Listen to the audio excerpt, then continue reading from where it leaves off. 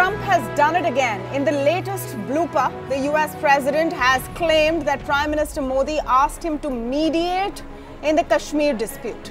He made the comments during a joint meeting with Pakistani Prime Minister Imran Khan, which has made the situation even worse. India has called out the lies soon enough, but is that enough? Let's first take a look at all that has transpired.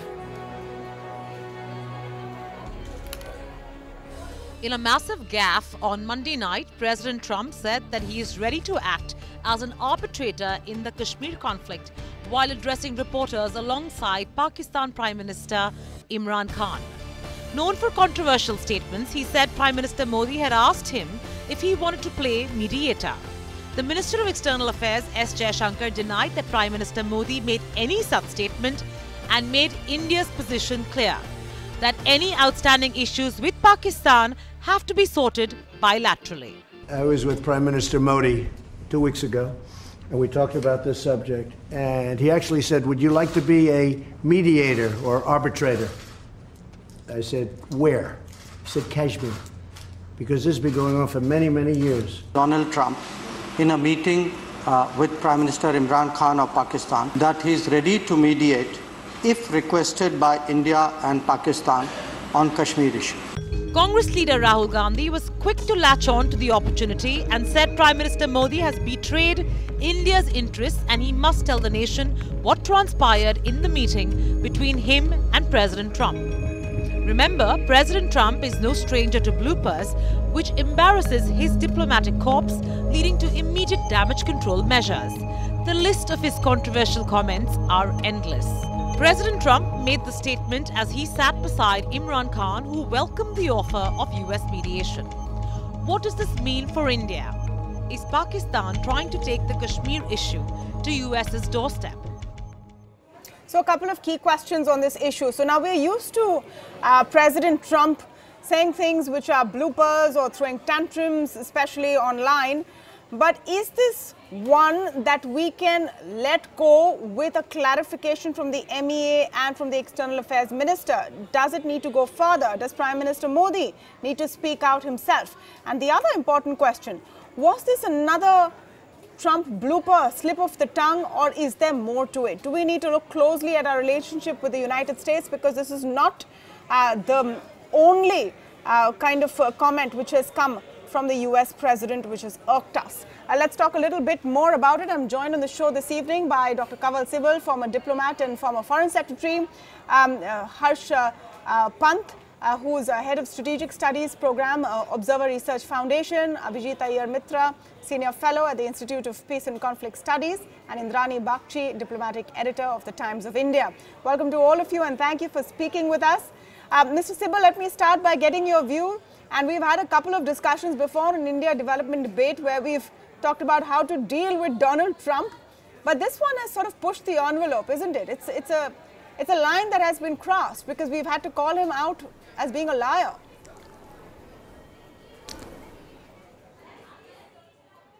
Well, he has crossed the line in so many other instances, so it's not new. I think the whole world is habituated to his tweets and to his off-the-cuff remarks, his undigested remarks, his undiplomatic statements, which cause big problems between the United States and its allies, not to mention its adversaries.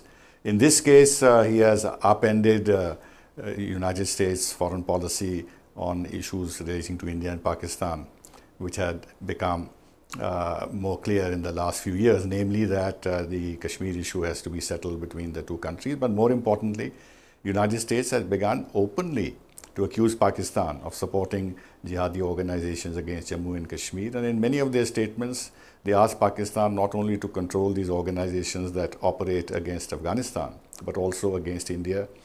They were actually very helpful in getting a UN Security Council resolution passed after the Pulwama attack, and they agreed that our action at Balakot was in self-defense. And in other words, they have been very supportive in terms of the terror issue.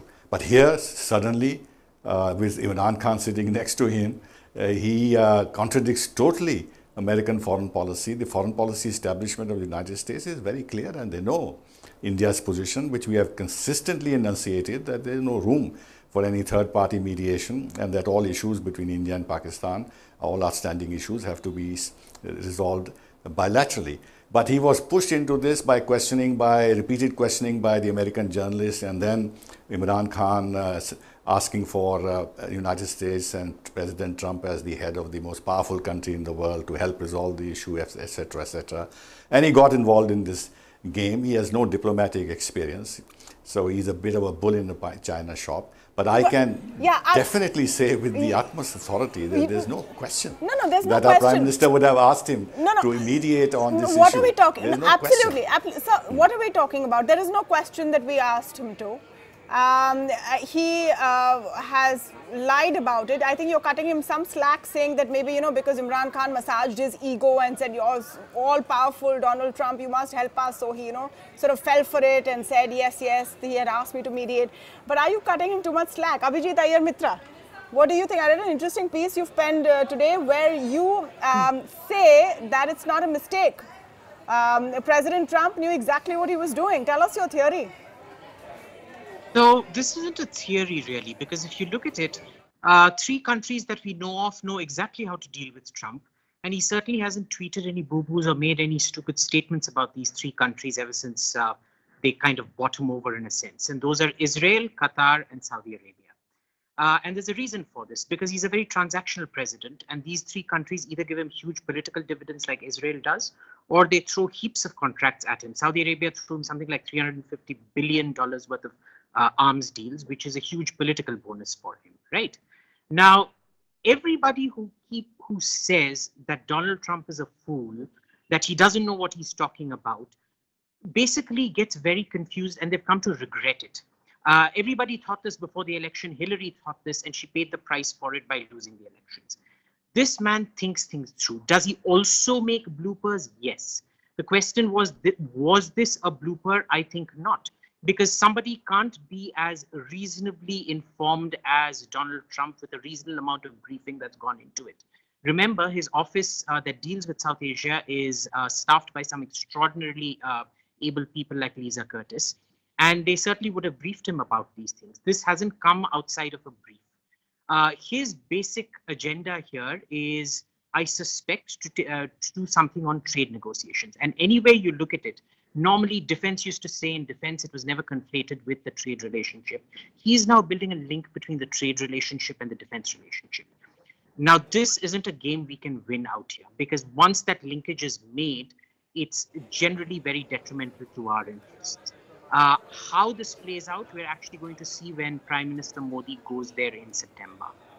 Okay, some interesting points of view there. Harsh Pant, would you like to come in on what we've seen today? So 2 primary questions if I had to narrow it down.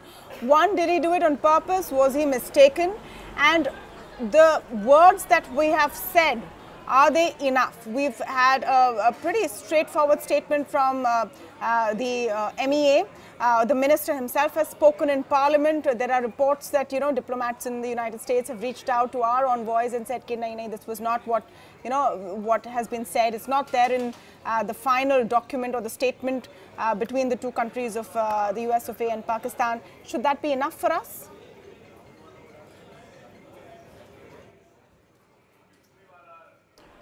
Well, I think, much depends on what happens next. And I think while there is a tendency to, to sort of immediately react to everything that happens in this space, perhaps, it's wiser for us to wait a bit and see how the American establishment reacts to it. And everything that we have seen is so far has been an attempt, there has been an attempt at course correction.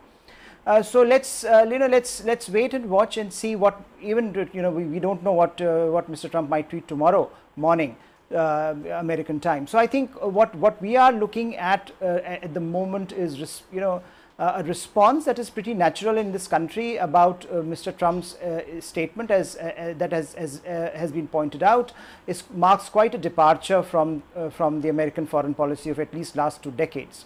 Now, if Mr. Trump is really changing course, And if Abhijit, as Abhijit points out, there is, which I think I partly agree that there is a transactional element here, and he would like to link the two issues up, but we don't know yet. And I think we'll have to wait and see that space, how it evolves. So far, the response of Indian establishment has been sober.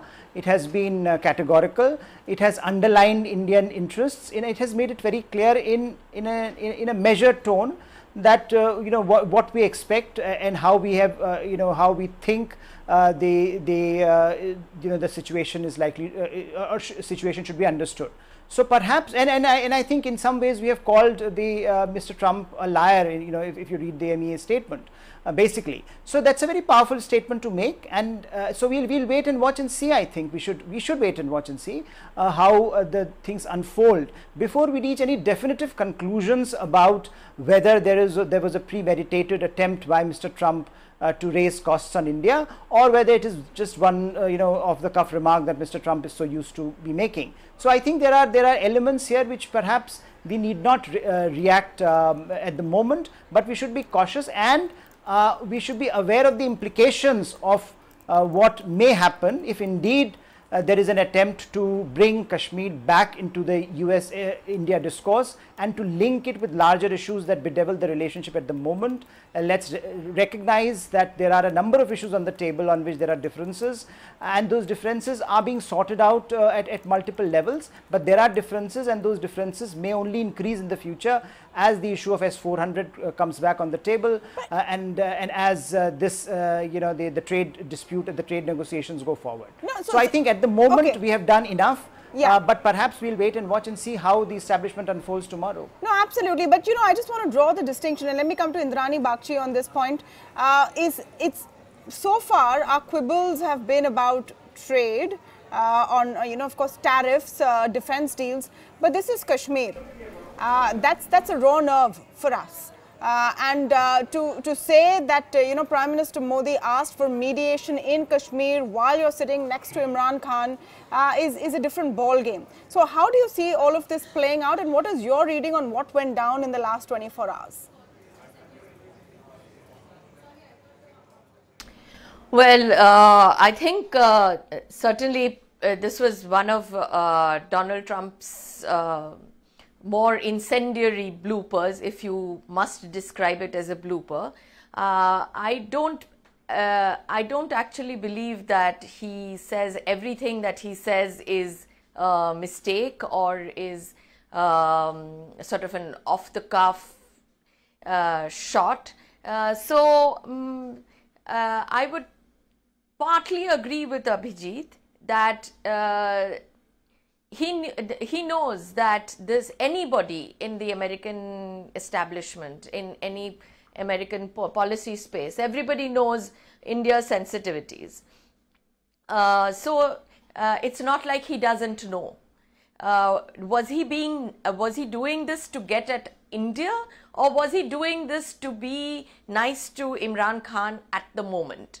My sense is he was being nice to Imran Khan at the moment, and he didn't feel that he needed to preserve India, that he could actually sacrifice India that day.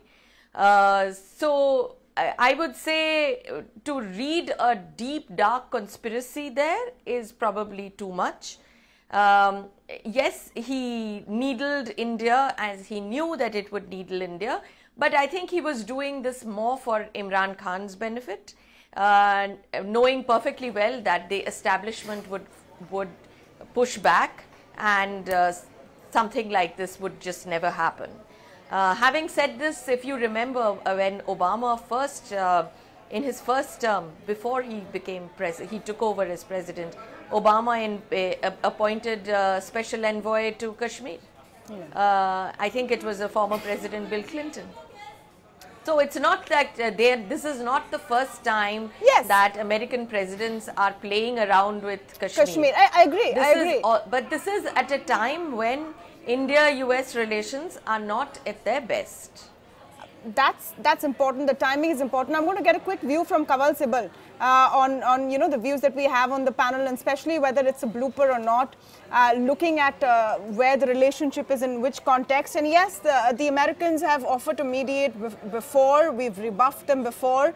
But this was different because this is a claim that we have asked them to mediate, which we never would. It goes against our entire policy on Kashmir from day one.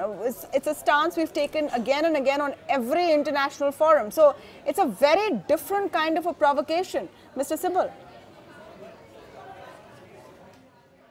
Well, it's a very different kind of a president. I mean, the other presidents have not been so loose-tongued and have not been tweeting all over the place and saying outrageous things and contradicting themselves and actually lying and reversing their statements when it suits them. That's one. The other is I don't agree with much of that has been said by the other panelists. First of all, Trump has called Qatar a terrorist state. He said Saudi Arabia will not survive for a day without US help. He has said that also. In the case of Israel, it's different because he wants to prevent impeachment by mobilizing the Israeli Jewish lobby in the United States behind him. But otherwise, he has been contradicting himself. That is one. The other is that how can he mediate if we don't want him to mediate? He can't thrust mediation on us. This is ridiculous.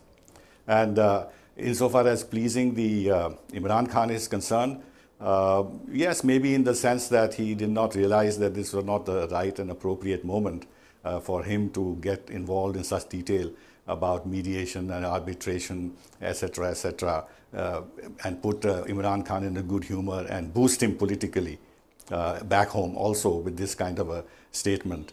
I think this is more his lack of diplomatic finesse, experience, his insensitivity, his inability to see the large strategic picture. And to link Kashmir with trade is absurd. Then he will not get anything on trade if he is going to start messing with India on the Kashmir issue.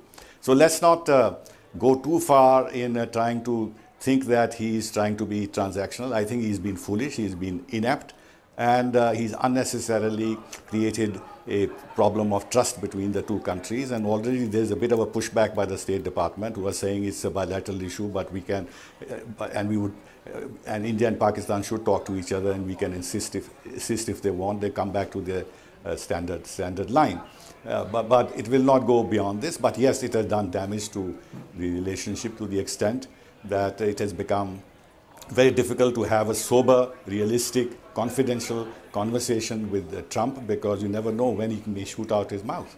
Yeah, and therefore, to that extent, I think Prime Minister's own visit in September to the United States could be problematic, because he won't know what to say to him, because he may misconstrue, he may misunderstand, he may say unnecessarily things outside which ought not to be said.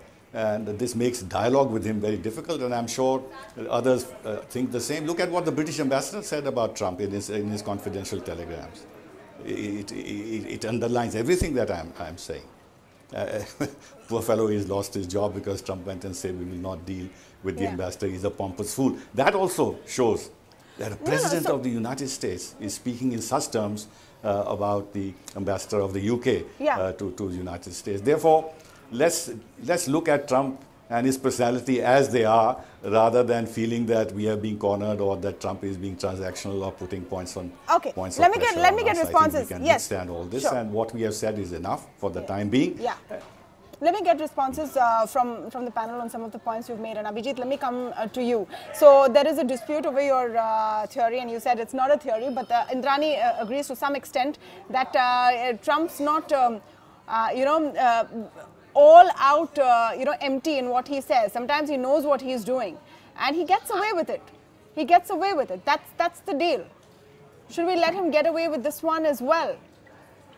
Well, realistically, you have to be very clear about what your ability is and what your abilities aren't. I'd agree with Ambassador Sibal, were it not for the fact that we have very little leverage on him. Honestly, what are you going to do? How are you going to get him? You can't. Right? You don't have the money. Your economy is in doldrums. You don't have the money to throw at him. You certainly don't have the interconnectivity that China has to punish him. So how are you going to get him? The point here is that he can get away with it, and India does not have the ability to punish him for it. Otherwise, he wouldn't have made the statement in the first place. Harsh, what's our leverage? Let me come to that point. What's our leverage? Because this has gone on for some time now. Just your comment on the September visit, when Prime Minister Modi will be visiting and will meet him again. The points that Kanwal Sibal made, that how do you talk to a man like this who could misconstrue anything you say?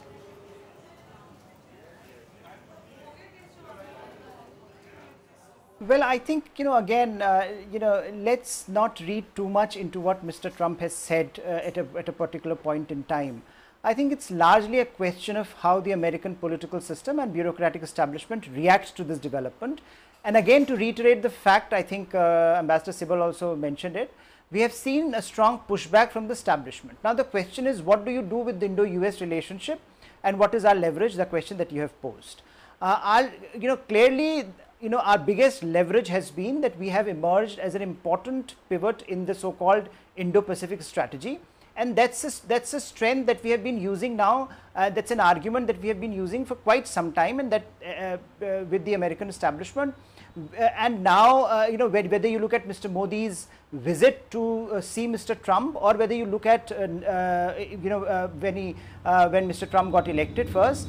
And now, if you look at what happened during Mr. Modi's visit to Osaka and Trump and Modi meeting, I think it's quite evident that the push has been, the effort has been to keep the big picture perspective in mind, to push that big picture logic to the forefront, and to make it seem as if the other issues are irritants. Now, that's a logic that India and Indo-US engagement has followed for quite some time, and there are issues whether Mr. Trump, being the transactional president that he is, would buy that argument. And I think clearly it seems that there are times when he buys that argument, there are times when he does not buy that argument, but that does not take away from the fact that under his administration, Indo-US relationship has actually expanded and deepened, as was pointed out again earlier. If you look at how tough he has been on Pakistan, and if you look at how significant role, what a significant role that he has played over critical points in Indian policy making over the last few months, his administration has played, it's very clear that the convergence is well understood in the larger body politic of Washington. So my sense is that let this play out. We have made our case, and we will see how that matters. And I think what we should also keep in mind that it's we are, of course, we have moved from estranged democracies now to perhaps somewhere close partners of the Americans. But look at how Mr. Trump has treated their alliance partners, the long-standing alliance partners. Look at what the relationship they are sharing with, as was pointed out earlier, with their special relationship friend, the UK. So Japan, UK, Australia, all are bewildered by how to deal with Mr. Trump, and we should not expect much from him, and we should be ready to be transactionalist when required, and be ready to focus on the strategic imprint of this relationship when needed. I think that is the best we can do to starve off this phase where there is real turbulence in the relationship, primarily driven by the presidency, which is again an interesting shift, because in the past this turbulence was driven by the bureaucracy. Bureaucracies were resistant in both countries. Today it's the top leadership in America that seems to be signaling a different drive, and the bureaucracies are trying very hard to hold firm. So my sense is that it will blow away. We tend to read too much into everything that happens on the US-Pakistan front. Yeah. And Mr. Trump, being Mr. Trump, what he has said may have a logic, may not have a logic, but we will find it out only after some time. We can't discuss this within 24 hours, and we can't gauge his assessment I of don't the think anyone situation can in 24 gauge. hours. No, absolutely. The entire Democratic Party has not been able to gauge what Mr. Trump thinks or how to deal with him. So we can definitely not claim to have any great insights on what is going on in Mr. Trump's mind. All we care about is how we deal with him and how we should. Indrani, I want you to expand on the thought that you took forward earlier about what the situation is between India and the United States right now. And you made a point that we're having a tough time currently. Harsh also makes the point, but overall, under the Trump administration, we've gotten closer. Are we seeing a sort of a yo-yoing, or are we seeing a change in the relationship at this point, and that's why we're seeing these constant outbursts? No, no, no, no, no, none of that. If I may say one thing, that this today what you have seen is, I would describe it as really a storm in a teacup. Tomorrow morning, America will only be concentrating on Robert Mueller's testimony in the Congress, and that is going to wipe out all of this. Having said that, the relationship between India and the US, frankly, are actually much deeper, much more granular, and much more expanded than ever before. Yes, we have a trade dispute. We have tariff disputes with the US. It is not a deal breaker. The deal breaking relationship right now is between US and China. We have a trade tariff dispute that frankly we have been having with the last 5 US administrations that I can remember at least. This dispute will be resolved. The Commerce Minister will be in Washington early next month for formal negotiations with the US. We will get it. We'll win some, lose some. This, in my view, I will continue to believe that he said this in a way to make Imran feel happier. He needs Imran now. He thinks Imran is going to extricate him, as he said, from Afghanistan. So he knows perfectly well that we will not get into this mediation. He knows that's not going to go anywhere. But Imran goes back home thinking, oh yeah, I've got the American president to agree to mediate. Side. I mean, we also have to grow up a little bit as a nation. Yeah. This is too small. The statement that was made by the MEA was more than enough to counter, because you actually said that the President of America was lying, and that's fine. Yeah. We don't have to make this a do or die issue between India and America at the drop of a hat. I agree. No one is suggesting, and no, of course, I'm sure you're referring to all of the tweets, and it was a matter that came up in Parliament today. Opposition leaders have been saying, come on, come and make a stronger statement, so storm in a teacup. But which is why we're focusing on the foreign policy aspect. Last word from you. Yes, Indrani. Yeah, but look at Shashi Tharoor. Shashi Tharoor took a much more mature position. Yeah. And anyway, the opposition's job is to go after the government. Of course, he's done the job. Yeah. Okay, Abhijit, just last word from you. So is Trump now another facet of his personality? Is he a people pleaser? Trump is trying to please Imran Khan. Is that how you're reading it? Is it also but it may look that's no, I'm just getting a view in from Abhijit. I'm just getting a view in from Abhijit on what you said, so we're just taking the conversation forward. So just last closing comments, another facet of Trump, and at the end of the day we may have to deal with this president for 4 more years, so we better start getting a read on him. Well, look, as you know, I've been saying this for almost a year and a half now, that there are dark clouds on the horizon. We need to be paying more attention to this relationship. Sadly, that hasn't happened, and we probably will start taking it much more seriously now. That said, I completely agree with what Indrani has said. The point is, these are mild tricks. They're bumps that he's going to use every now and then to rile us up into concessions every now and then on God knows what. This certainly won't be the end of it. We just have to adjust to the fact that this is the new normal, and we have to understand nothing's really a deal breaker. Fine, he said this. He's going to get a earful from Modi when they meet next. Maybe he'll calm down, maybe he won't. But the point is, let's remember, he's there for another few years and then maybe a second term. We really need to start adjusting to this new normal of diplomacy. We can't say that we're going to do diplomacy the way we always did it and Trump is wrong.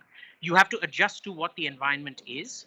And in this particular case, again, no irreparable damage done. Statements made, they can always be corrected later on. Who knows, he might do a U-turn all over again. Absolutely. Okay, we'll leave it for that. One more version of Trumpism that we've seen today. We'll wait and watch this space. Thank you so much to all of you for joining us this evening on the India Development Debate. It's been an action-packed day for news. Of course, we're on top of all the stories for you right here on the show. Thank you for joining us this evening.